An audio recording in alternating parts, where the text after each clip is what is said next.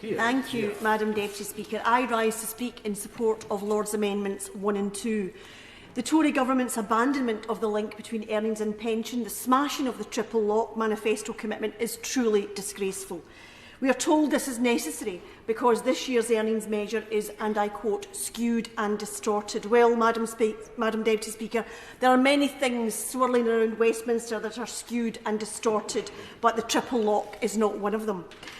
The UK Government's commitment to the triple lock remains, we've been told today by the Minister.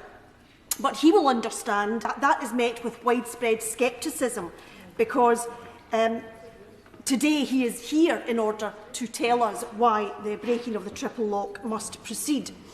Now, we in the SNP tabled an amendment to the Social Security Uprating of Benefits Bill requiring the Secretary of State to assess and be held accountable on the impact that this legislation would have on levels of poverty amongst pensioners in each of the devolved nations, which was shamefully voted down by the Tories, and Labour abstained on this, which is something that they will have to justify to pensioners across the UK.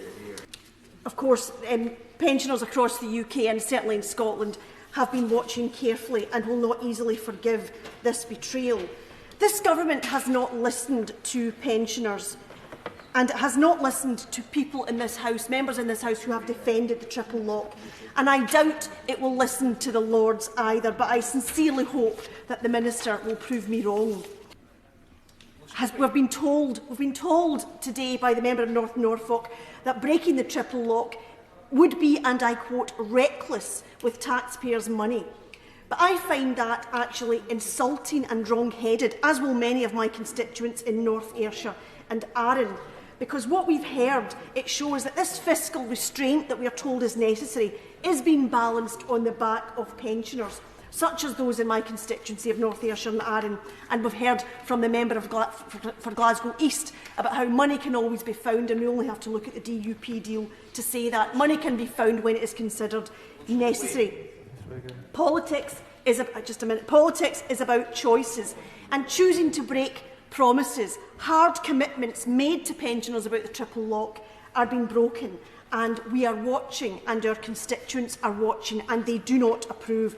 The government tells us that wages are rising, as we've heard, and we know that inflation is rising. So what justification to break the triple lock, to change the goalposts in the middle of the game? There is genuine fear that this abandonment of the triple lock will lead to permanent and more damaging actions against pensioner incomes. We know that the state pension is by far the largest source of income for millions of UK pensioners, and the triple lock has kept this secure throughout the pandemic. To break this now, as inflation creeps up, as the cost of living becomes increasingly challenging, is a shocking attack on pensioner incomes, and is part of a wider and increasingly obvious narrative from this government, which is crystal clear.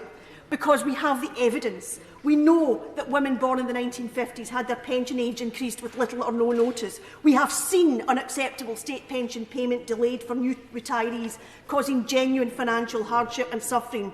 We have more than 2 million older people living in poverty. And with the triple lock abandoned, many pensioners are set to be £520 less well off next year, all of which will do untold damage to pensioners. So today I once again urge the government to stop attacking pensioner incomes and at least keep one of its promises to the electorate and retain the triple lock and prevent more of our pensioners suffering hardship in old age. There is an opportunity today, Madam Deputy Speaker, an opportunity to do the right thing, and the government must take this opportunity, and it must take it with good grace.